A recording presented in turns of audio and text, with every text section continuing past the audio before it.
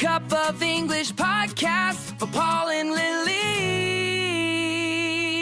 I want to ask you something. Think about the best moment of your life. Not the biggest moment, the best moment. The one that when you think about it, even now, you smile immediately.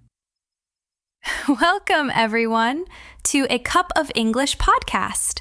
I'm Lily. And I'm Paul.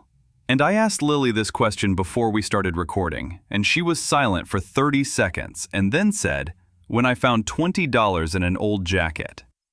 It was a really good $20, Paul. I had completely forgotten about it. It felt like a gift from my past self.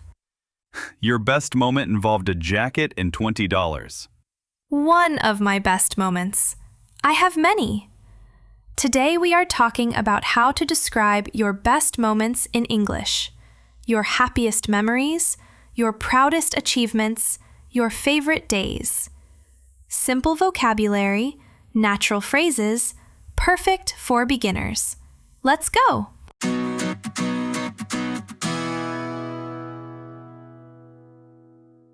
Right. So, how do you talk about a good memory in English? First phrase. I remember the moment when. This is a beautiful way to start a story about a special memory. I remember the moment when I first saw the ocean. I remember the moment when I got the job. Very natural, very emotional. And it was the moment I realized. Perfect for describing when something important became clear to you. It was the moment I realized I was in the right place. It was the moment I realized I loved this city. Also, I will never forget. 3 simple words that immediately show this memory is very important to you. I will never forget that day. I will never forget how I felt. These 3 phrases, write them down. They work for any story, any memory, any best moment. Now, I will share my best moment. And I want to say up front, it is not dramatic. It is not climbing a mountain or winning an award. It is very small. But it is mine. I love this already. Tell us. A few years ago, I was having an extremely difficult period. Work was hard. I was tired all the time. Everything felt gray. And I don't just mean the British weather. I mean emotionally gray. I remember you telling me about this time. And one Saturday morning, I woke up early, before my alarm, and something felt different. I couldn't explain it. I made my tea, I went and sat by the window, and outside there was this perfect London morning. Quiet streets, soft light, a cat sitting on the wall opposite my flat, just sitting there. Very still, very peaceful. A cat on a wall. A very dignified cat. And I sat there with my tea and I thought, this is enough. This moment right here is enough. I don't need anything to be different. This is good. That is genuinely beautiful, Paul. And the cat looked at me and then looked away, as if to say, yes, you've got it. Well done. The cat confirmed the life lesson. The cat was very wise. And I will never forget that morning. Not because anything happened, but because for the first time in a long time, everything felt okay. Okay, I was not expecting to be emotional in this episode, but here we are. Don't be emotional. We have vocabulary to cover. Right. Okay, vocabulary. A memory.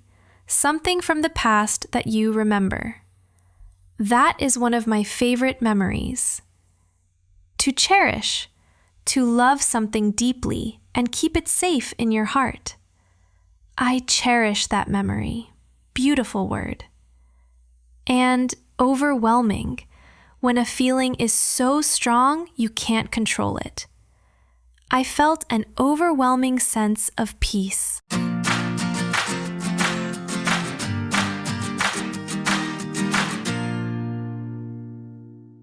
Okay, my best moment. And unlike Paul's, which was peaceful and wise and involved a philosophical cat, mine is chaotic and embarrassing and involves a theme park. Of course it does. So, I was about 8 years old, and my parents surprised me with a trip to Disneyland. Complete surprise. I had no idea. I woke up that morning totally normal, had breakfast totally normal, got in the car, and then my dad said, "We're going to Disneyland." How did you react? I screamed immediately, so loud my dad nearly drove off the road. He nearly crashed from the screaming. Full volume, complete shock, pure happiness scream. And then I cried, happy crying. And then I screamed again. Screaming, crying, screaming. My mom turned around from the front seat and said, "Lily, please, your father is driving." A very reasonable concern. And we got to Disneyland, and I was so excited I could not walk normally. I was skipping everywhere, just skipping, like a cartoon character. My parents could barely keep up. Skipping through Disneyland. And the best moment, the actual best moment, was when I saw Cinderella's castle for the first time. I stopped skipping. I just stopped completely. And I stood there with my mouth open looking at it. That is a perfect image. And my dad knelt down next to me and said, "What do you think?" And I said, with complete seriousness, "Dad, it's real." It's real. I genuinely thought it was real. I thought we had somehow traveled to a place where the castle was real. And my dad, to his absolute credit, said, "Yes, Lily, it's real." He didn't correct you? He let me believe it was real for the entire day. I walked around Disneyland believing I was in an actual magical kingdom. And that feeling, that pure, complete, total happiness, I will never forget it. Ever. That is the best story you have ever told. It really is one of my best memories. Okay, vocabulary. A proud moment. A moment when you feel very good about yourself or someone you love. Seeing that castle was my proudest childhood moment. Pure happiness. Complete, total happiness with nothing negative mixed in. I felt pure happiness that day. And to be in the moment. To be completely focused on right now, not thinking about anything else. I was completely in the moment, just me and that castle.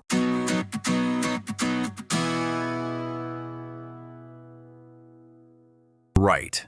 How to describe your best moment to someone else. Because this vocabulary is not just for talking about your own memories, it is for asking other people about theirs too. And people love talking about their best moments. One of the best questions you can ask someone in English, what is your favorite memory? It immediately makes the conversation warm and personal. Much more interesting than, what do you do for work? Much more interesting. And to describe how a moment felt, use these phrases. I felt on top of the world. Extremely happy, like nothing could go wrong. When I got that news, I felt on top of the world. It took my breath away. Something so beautiful or surprising that for a moment you couldn't breathe. The view from the top of the mountain took my breath away. And I couldn't believe it was real. When something is so good, it feels like a dream. I stood there and I couldn't believe it was real. Like Lily at Disneyland. Exactly like Lily at Disneyland. And one more. Time stood still. A beautiful expression. It means in that perfect moment, everything stopped. Time felt frozen.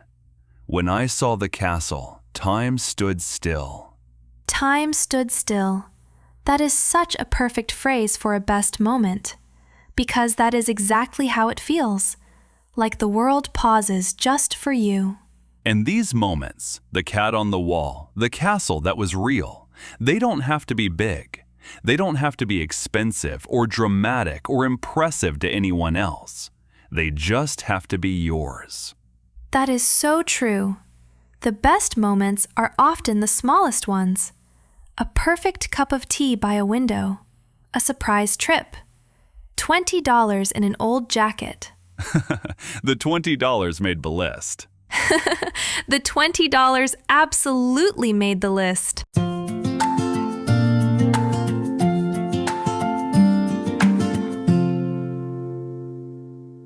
Your challenge today, and this is a beautiful one. Tell us in the comments your best moment, in English. Just a few sentences. I will never forget the moment when... Finish that sentence. We will read every single one, and we would love to hear your stories. Because everyone has a best moment, and everyone deserves to tell it. In English, in any language, your best moments matter. Subscribe to A Cup of English podcast. Free. New episodes every week. We are so grateful you are here with us. Cheerio, everyone. Bye, guys.